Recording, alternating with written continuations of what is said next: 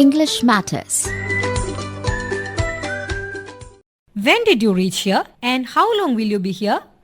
താങ്കൾ എപ്പോഴാണ് ഇവിടെ എത്തിയത്? പിന്നെ എത്ര നാൾ ഉണ്ടാകും ഇവിടെ? I reached here last night, but I have no idea when I will be returning. ഇന്നലെ രാത്രിയാണ് എത്തിയത്. പക്ഷേ എപ്പോൾ തിരിച്ചു പോകും എന്നതിനെക്കുറിച്ച് ഒരു ധാരണയുമില്ല. ചോദ്യകർത്താവ് വെൻ എന്ന പദം ക്വസ്റ്റ്യൻ വേർഡ് അഥവാ ചോദ്യപദമായി ഒരു ചോദ്യം ചോദിക്കാനാണ് ഉപയോഗിച്ചിട്ടുള്ളത്. When did you reach here? താങ്കൾ എപ്പോഴാണ് ഇവിടെ എത്തിയത്? എന്നാൽ ഉത്തരത്തിൽ ചോദ്യമായിട്ടല്ല പ്രയോഗിച്ചത്, തിരിച്ചു പോകുന്ന സമയം അഥവാ വേള സൂചിപ്പിക്കുകയാണ് ഇവിടെ. I have no idea when I will be returning. എപ്പോഴാണ് തിരിച്ചു പോകുന്നത് എന്നതിനെക്കുറിച്ച് എനിക്ക് ഒരു ധാരണയും ഇല്ല.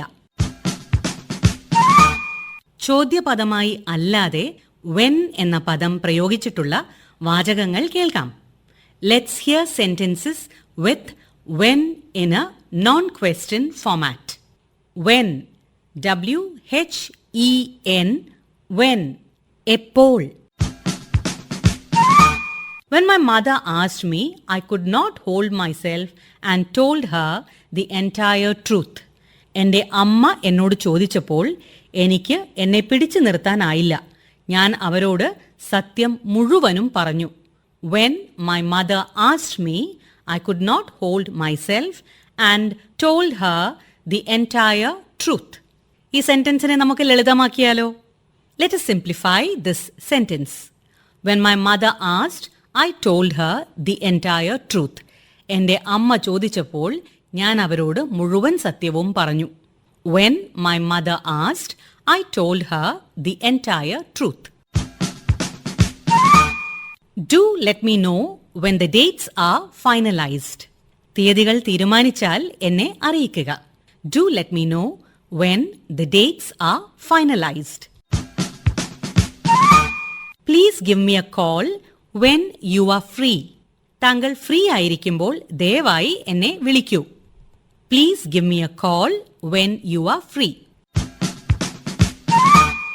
Do listen carefully to the next situation.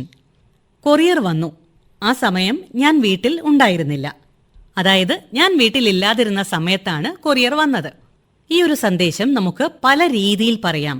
ഇവയിൽ ഓരോന്നിലും വെൻ എന്ന പദത്തിന്റെ പൊസിഷൻ അഥവാ സ്ഥാനം ശ്രദ്ധിക്കുക. ആദ്യത്തേത്, കൊറിയർ വന്നപ്പോൾ ഞാൻ വീട്ടിൽ ഇല്ലായിരുന്നു. When the courier arrived, I was not at home. When the courier arrived, I was not at home. ഇത് തന്നെ മറ്റൊരു രീതിയിൽ, I was not at home when the courier arrived. I was not at home when the courier arrived. Courier വന്നപ്പോൾ ഞാൻ വീട്ടിൽ ഇല്ലായിരുന്നു. അടുത്തത്, ഞാൻ വീട്ടിൽ ഇല്ലാതിരുന്നപ്പോൾ കൊറിയർ വന്നു. When I was not at home, the courier arrived. When I was not at home, the courier arrived. ഇത് തന്നെ മറ്റൊരു രീതിയിൽ, the courier arrived when I was not at home. The courier arrived when I was not at home. ഞാൻ വീട്ടിൽ ഇല്ലാതിരുന്നപ്പോൾ courier വന്നു.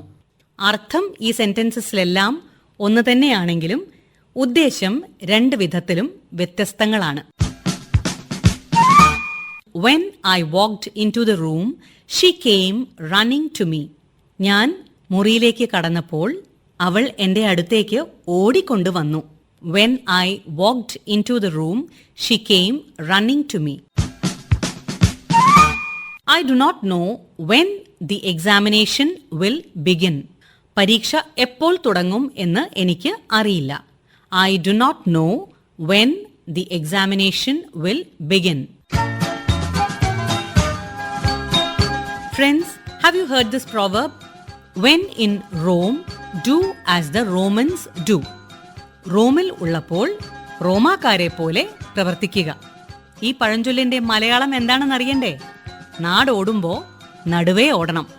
മറ്റൊന്നുകൂടിയുണ്ട്, പാമ്പിനെ തിന്നുന്നവരുടെ നാട്ടിൽ ചെന്നാൽ നടു കഷ്ണം തന്നെ തിന്നണം.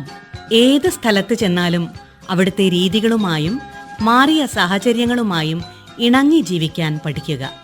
മാറ്റങ്ങൾ ഉൾക്കൊള്ളുക, മാറുന്ന കാലത്തിനനുസരിച്ച് മുന്നേറാൻ പ്രാപ്തരാവുക.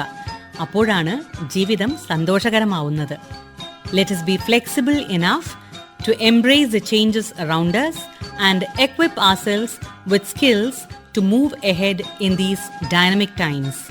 That is when life becomes beautiful.